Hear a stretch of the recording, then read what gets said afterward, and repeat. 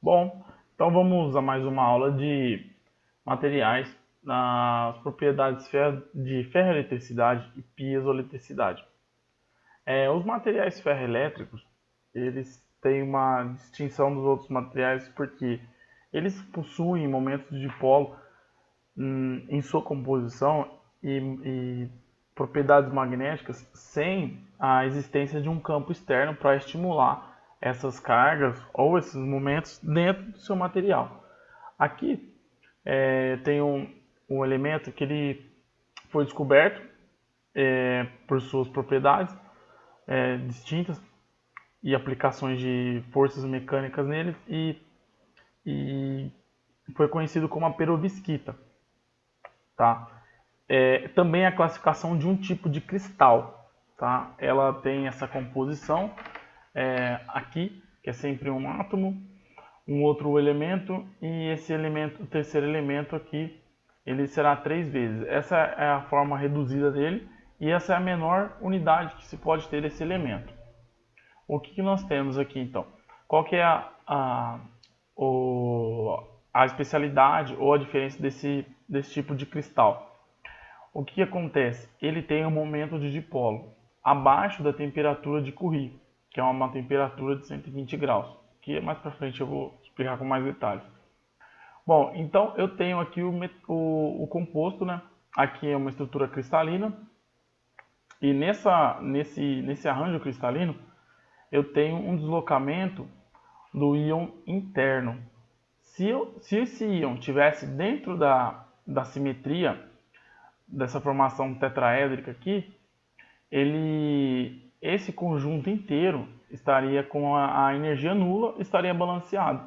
Só que como ele sofre um deslocamento para cima ou para baixo, essa célula unitária aqui, ela tem uma polaridade, então vai acontecer um aumento de dipolo nessa célula, em virtude da movimentação desse íon interno, tá?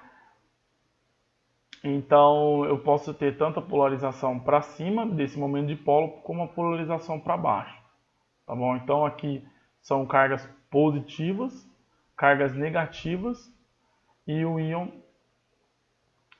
na parte de dentro, que também é positivo. Bom, essa característica dos materiais piezoelétricos também. Eles têm também a mesma formação, porém eles são manipulados de maneira diferente. O que acontece? Os materiais piezoelétricos é uma massa de cristal de perovskita na forma tetragonal. Isso numa temperatura acima. A temperatura baixa ela vai ficar num cristal tetraédrico, ou seja, não vai deixar de ser esse cúbico simples e vai ter um dos seus lados vai ficar maior que os outros dois. Bom, a composição dele é bem simples, são íons de metal tetravalentes, ou seja, com uma diferença de carga de 4 cargas, de 4 vezes. Íons de valente, diferença de cargas de 2, e uma junção de 2 oxigênios. Acima dessa temperatura, o que acontece? Ele normalmente, esse material, ele normalmente, como a temperatura causa uma energia térmica nesse cristal aqui, deixa eu dar um zoom aqui, nesse cristal, o que acontece? Quando eu aumento a energia térmica aqui, os fônons e outras propriedades de equilíbrio dessa rede, eles tendem a se balancear. Então, acima de 120 graus, essa formação aqui se torna simétrica, ou seja, esse íon positivo ele vai para o meio, então toda essa estrutura aqui tem um balanço e fica sem dipolo magnético nenhum, ou seja, fica sem carga. Tá? Então, acima da temperatura de Curie, esse material não tem polaridade, não tem utilidade.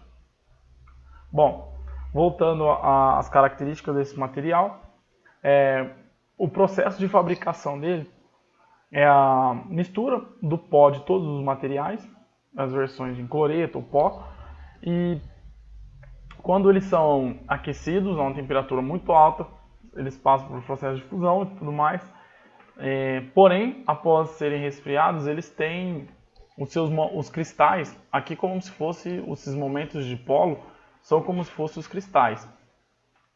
Bom, já que esses momentos de dipolo ficam dispersos, é preciso realinhar eles para que a gente consiga ter uma utilização da estrutura de carga deles.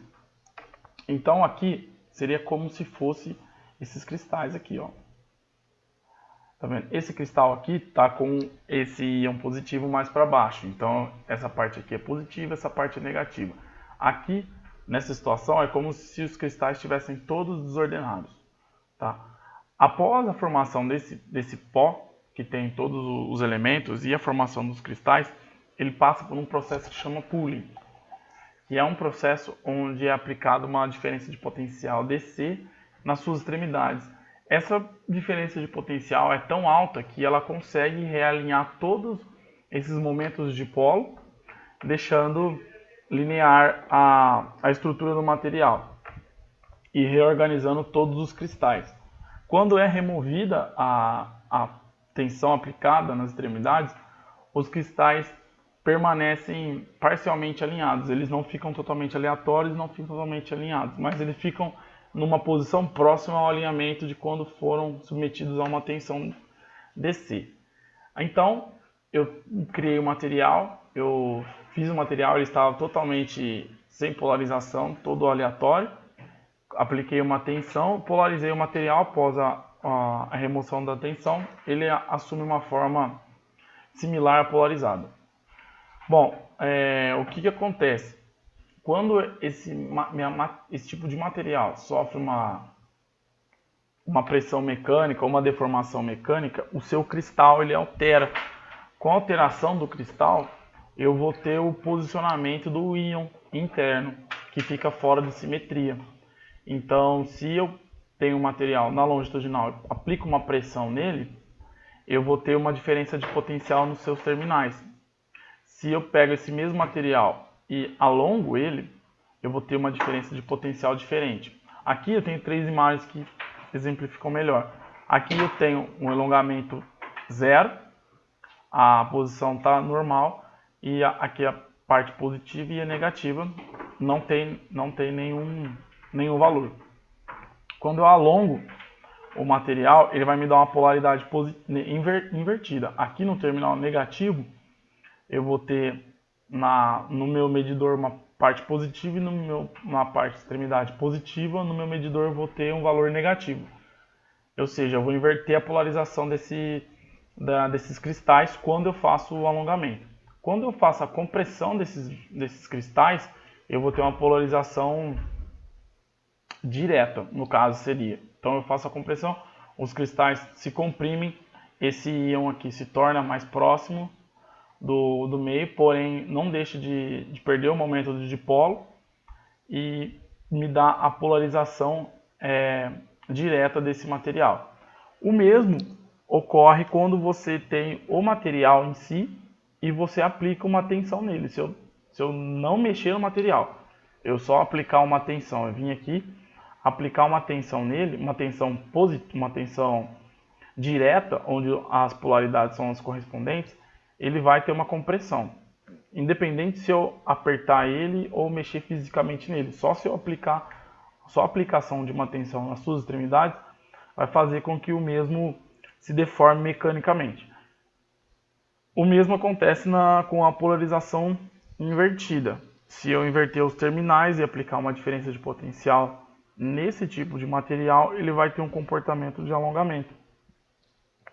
E também vai ampliar os seus momentos de dipolo.